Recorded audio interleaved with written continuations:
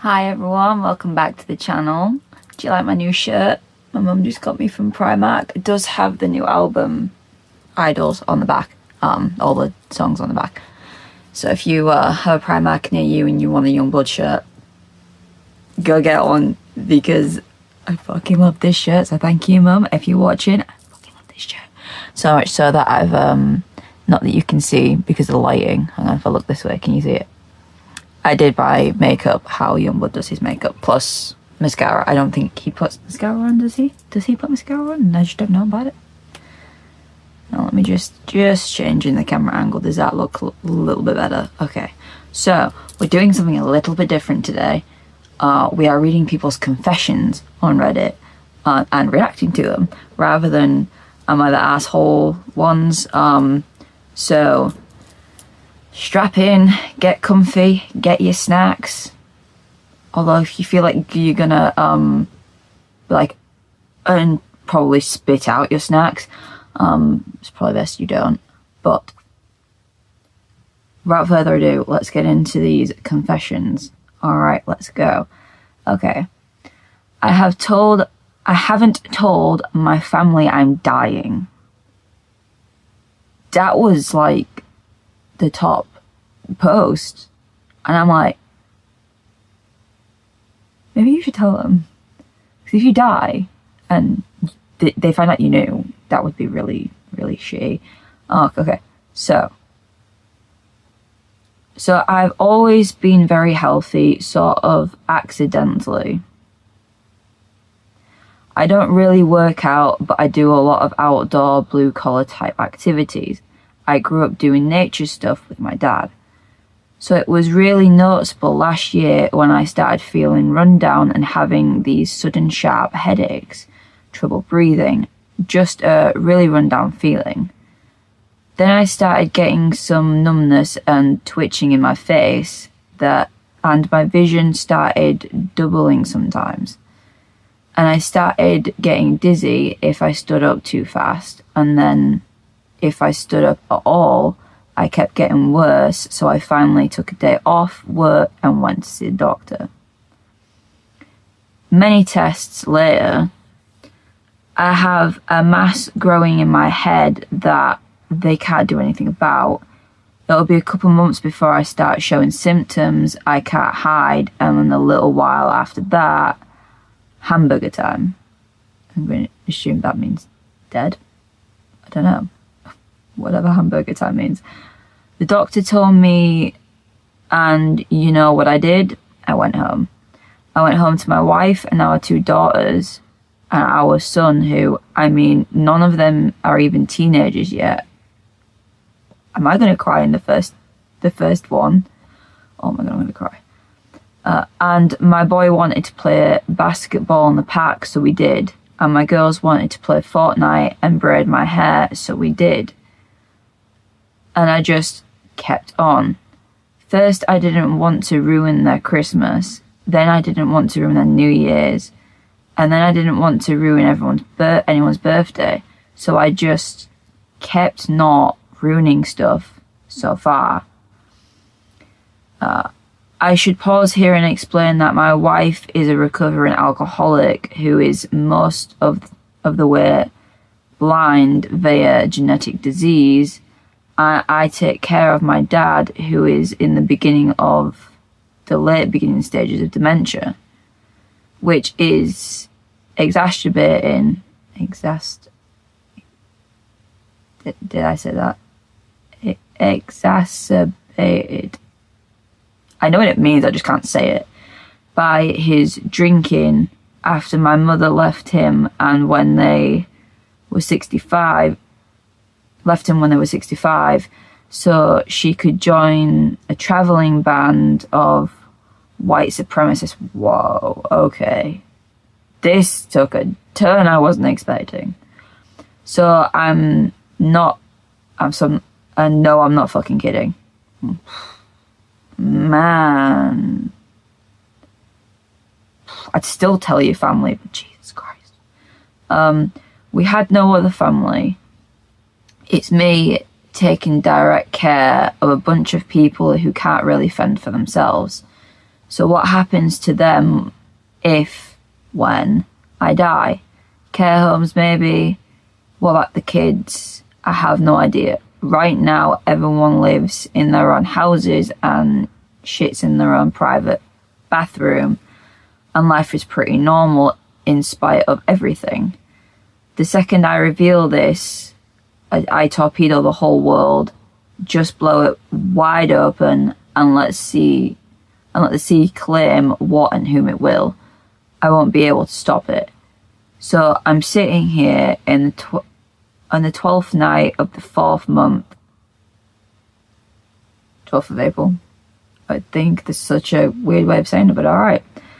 Since I found out, oh, okay, maybe not that. Okay. I don't know what to do. I just don't know what to do. Posted under a burner name because I needed to say something somewhere, I guess, as practice for the real McCoy. When I fuck up everyone's shit, but dropped this massive life-altering turd in all their laps. Thanks for reading. First of all, you have a way with words. An interesting way with words. Second of all, I'm sorry that you're dying. I'm sorry that your wife is recovering from her own things. I'm sorry that your dad's got dementia. I've just found out that my nana's got dementia. So, my partner's dad died of it. So that one's like hitting home. I'm sorry, I'm getting emotional now. I don't know what's going on. What is your mum like a little? What the fuck? I am sorry. Your life is already a fucking bomb site. You should tell them. It sounds like you're planning on telling them, but you should tell them. Because if it was my partner that was dying and he didn't tell me and he just went, oh no, that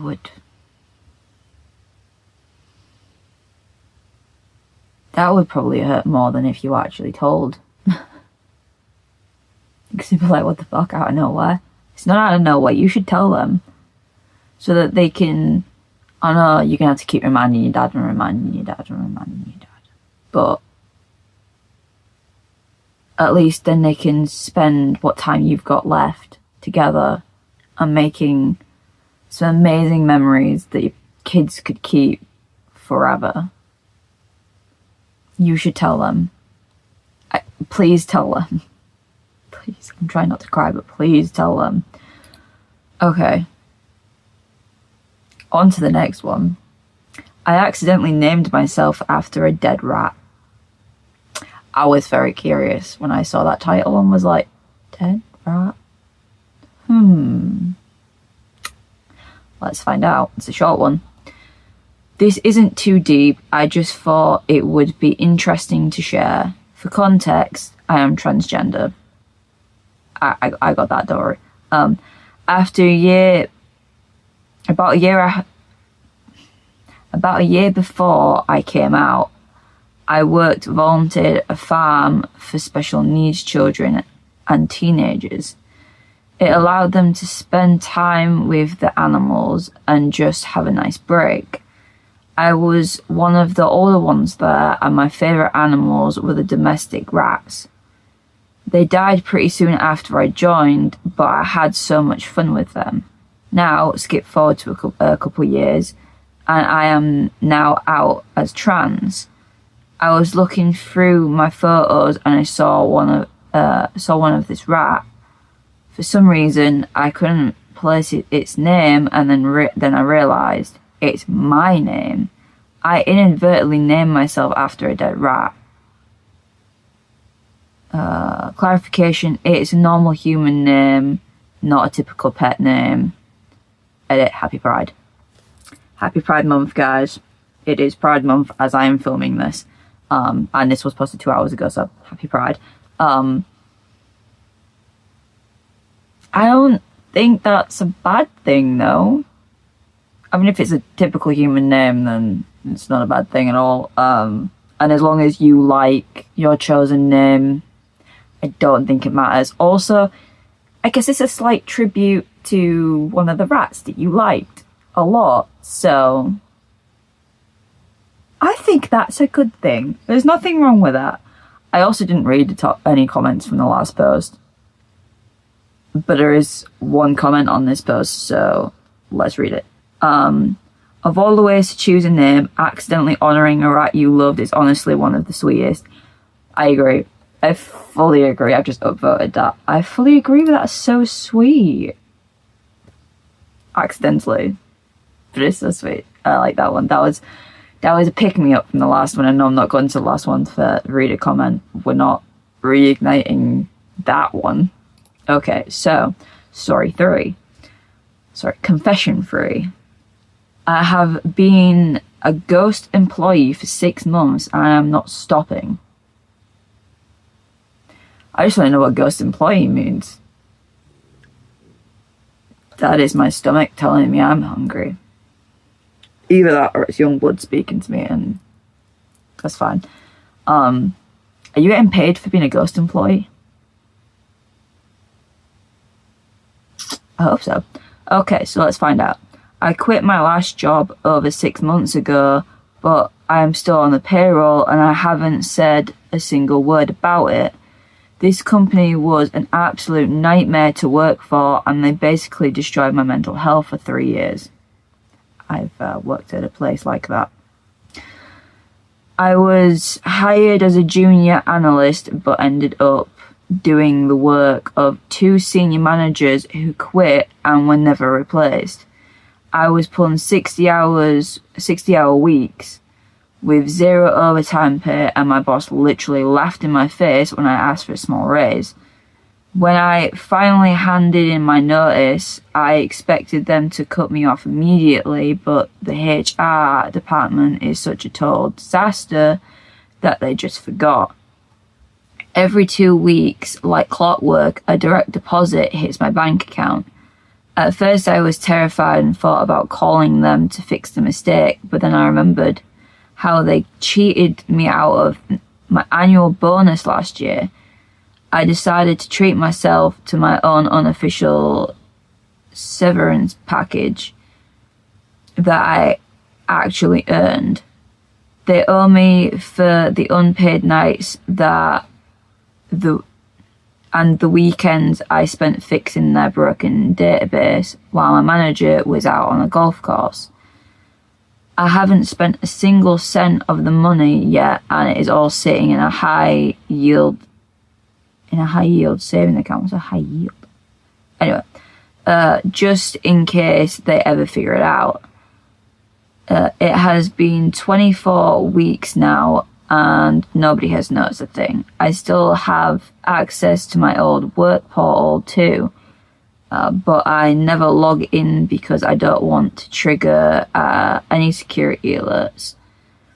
I feel a tiny bit guilty sometimes, but then I remember the panic attacks I used to have before every Monday morning, and then the guilt just kind of vanishes. It feels like a small win against a system that tried to grind me down for years. I know it's technically wrong, but after everything they put me through, it feels more like a debt finally being paid back.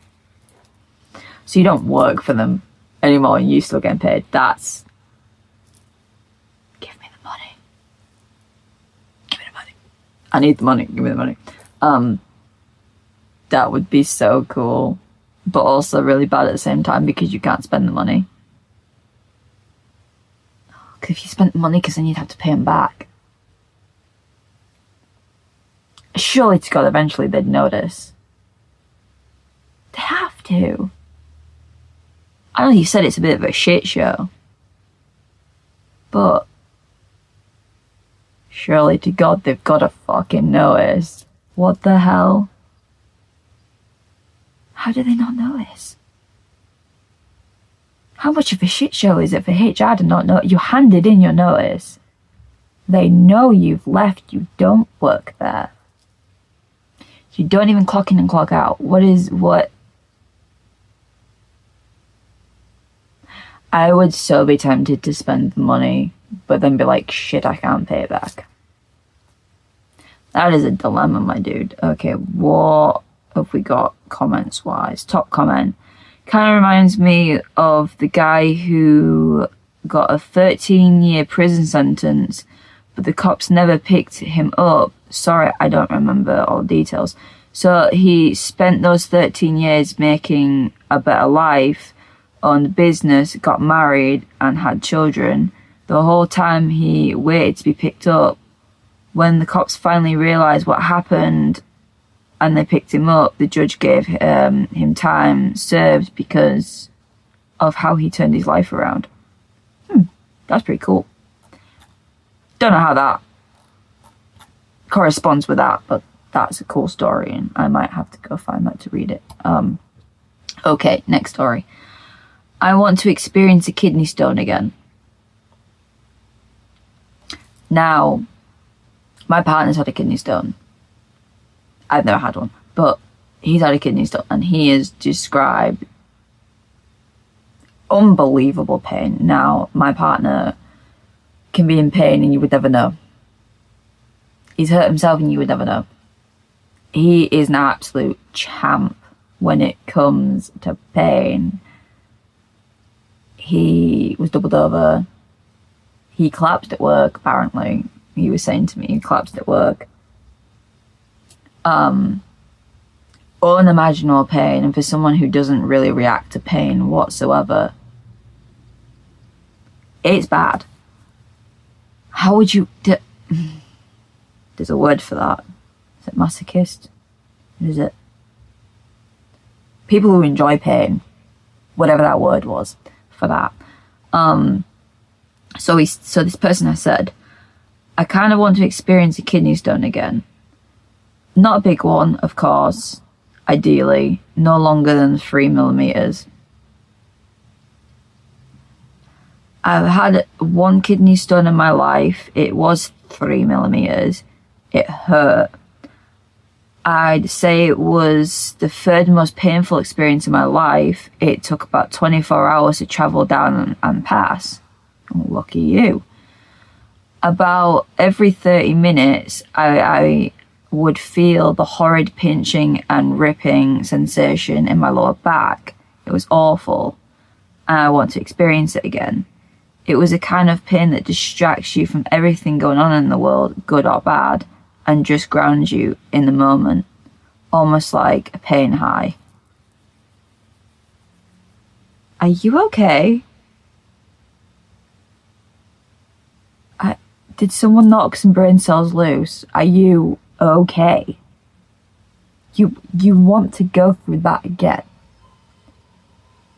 And of course the neighbours want to make noise while I'm filming. Do you want to... You're lucky it was only 24 hours, because it could be so much worse. Why? That's my question, is fucking why, bro? What the fuck? Now if you're a dude, it probably hurts more because it's got to come out the... Got to make its way down your member and come out the... which I can imagine is probably way worse.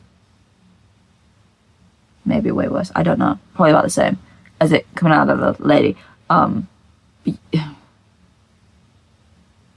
Because then you got to touch your member after to go to pee and everything, and that's probably like so uncomfortable, and oh dear God. I'm going to read these comments. Take a handful of stimulant laxatives if you want to fight for your life against pain fully in the moment. Good idea. Someone said don't actually do that, it's incredibly dangerous. Having a kidney stone is also incredibly dangerous, especially if it's a big one. But I mean, if you want pain, feel the pain. Okay, someone else said, Wild that you're chasing that kind of pain. I get what you mean, though, about being completely present in the moment when everything else just fades away. There's something oddly clarifying about intense physical experience, even the brutal ones. You need help, though, my dude. I hate that I relate to this post. Now I miss my kidney stones. What the fuck? Is everyone okay? I've never had one, but I know people who have. And believe me, they did not want another one. What is your first and second worst pain? Now that I want to know. OP has said, 1. Recovery from tonsillectomy. 15 out of 10 pain. I mean, I'm assuming that's taking your tonsils out, right? 2nd, uterine biopsy. Uterine biopsy, 8 out of 10 pain. Hang on. So out of 10, what was...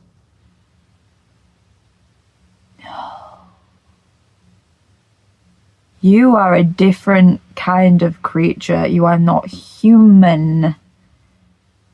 If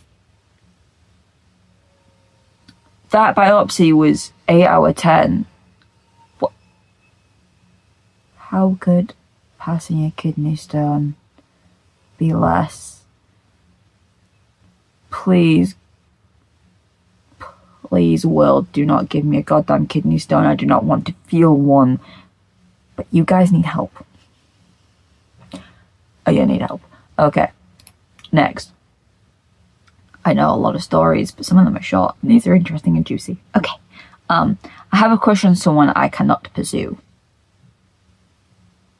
It kind of sounds a bit sad at first, but let's read and find out what the confession is, and maybe it won't be so sad. Okay. Me, 18 male, and my crush, 20 female, both go to the same community college. Our semester ended a couple weeks ago, and on the last day, I asked her for her Instagram. She agreed and we exchanged accounts, but come to find she's currently in a relationship with someone she's been with for 4 years. I haven't talked or messaged her at all since, and I feel terrible for it. Part of wants to stay connected just to be a nice person, but I also don't want to create tension, being unable to express how I feel to her. This is the first time I've felt this deeply connected with someone, and it sucks I can't be with her. I can't tell her directly, but I guess I could do it here. So, her name, you're the smartest, most beautiful and sweetest person I've ever met. Though we only knew each other for a few weeks, your infectious smile and our shared love for zany and twisted humour was the only thing that kept me going to that class. You'd always brighten my day and would make me unafraid of being myself. I always felt appreciated when I was around you, and I don't think I can say that about anyone else.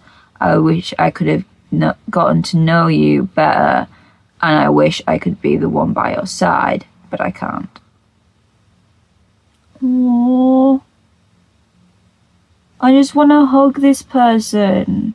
I hope you're doing okay. This was posted 5 hours ago, though. Everyone come in. We're having a group hug for this person. Here we go. We're having a group hug for this person. Group hug in the comments, guys. Group hug. Oh my god. I'm glad that you're not gonna do anything to ruin the relationship she's got. I would say don't get rid of her Instagram. But please stay in contact with her. Maybe something might happen. I'm not, touch wood, nothing happens to her relationship.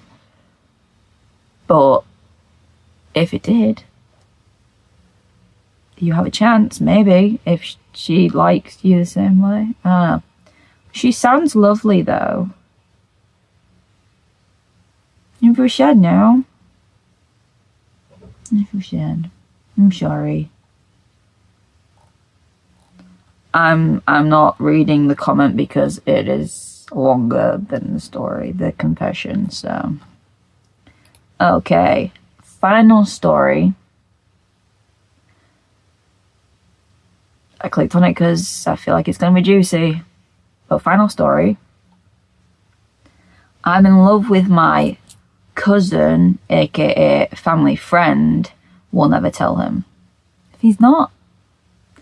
Look, if he's not related to you actually, because he's a cousin, meaning he's that close to the family, you see him as the cousin. I don't see what the problem is. He's not actually a cousin. You're not actually related by blood, so. Okay, let's just find out. Okay. Title is pretty clear, but just needed somewhere to express myself somehow. Basically, a very close friend of mine, family friend of mine, who I met around 2020, is a year older and unfortunately lives across the country. He understands me so well. He listens when I talk. He's funny. He's responsible. He's respectful. He's so sweet and loving to his family. Being near him feels like sitting in a warm ray of sunshine, like being held and feeling so safe at ease. He has never made any sort of move or anything like that towards me. He definitely doesn't feel the same. I miss him so much when we're apart. I talk about him constantly when I'm home and away from him. He has a girlfriend and she's so sweet, and I would never do anything to get between them, but I die a little every time I see how much he loves her. I didn't explain how he's cousin. Yeah, don't tell him. If he's in like a really good loving relationship, please don't tell him. Because that would really suck. God, this one's a bit sad, isn't it? People who can't love who they want to love because they're already taken. My God. Just a bunch of sweethearts in love that can't be with the people they're in love. I feel so bad for you guys. Here's another group hug. Group hug, guys. Put group hug in the comments for the group hug. I don't really like people, but we can group hug over the internet. Top comment. That warm ray of sunshine feeling is so specific and relatable. I know.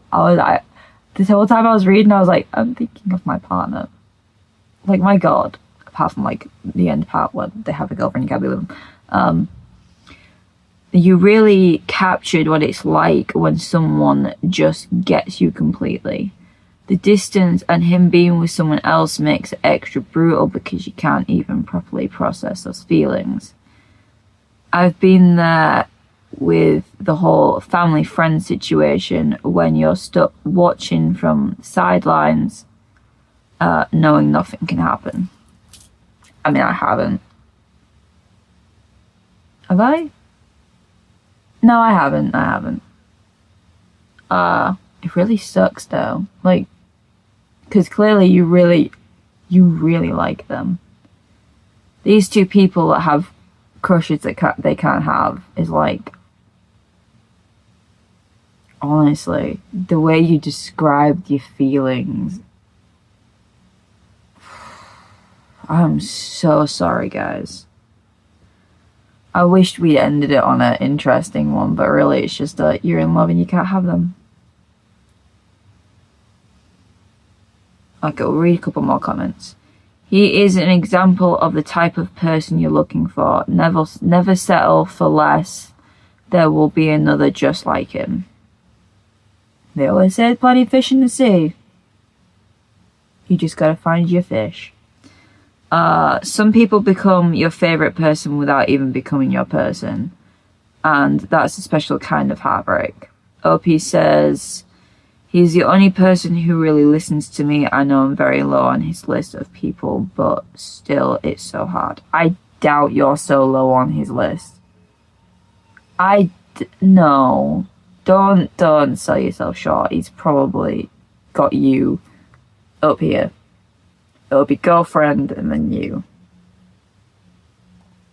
The way you're describing the dynamic between the two of you, I'm pretty sure you're all the way up here, obviously underneath his girlfriend in the list, but you're up here. Don't worry. Don't sell yourself short. He probably really does like you too. Obviously not like that. There's one more comment, so I'll read it. Sometimes the most painful kind of love is the one that has nowhere to go except quietly live inside your heart. Well said. That was well said. That was beautiful. Okay, so we're gonna end it here. If you enjoyed the confessions, I can see if I can find more juicy ones for next time. Just let me know. This was fun, but also I kind of cried at the first one, so let me know if you want more confessions, and don't forget to group hug in the comments. But thank you for joining me on this journey. Like, comment, subscribe, hit the bell icon, share if you think other people will like this. And I will see all you guys in the next video, and have a lovely weekend, and whenever a Monday, Tuesday, and how many other days it is going to be in between our next upload. I'm going to stop rambling now. I'll see you all in the next one. Bye.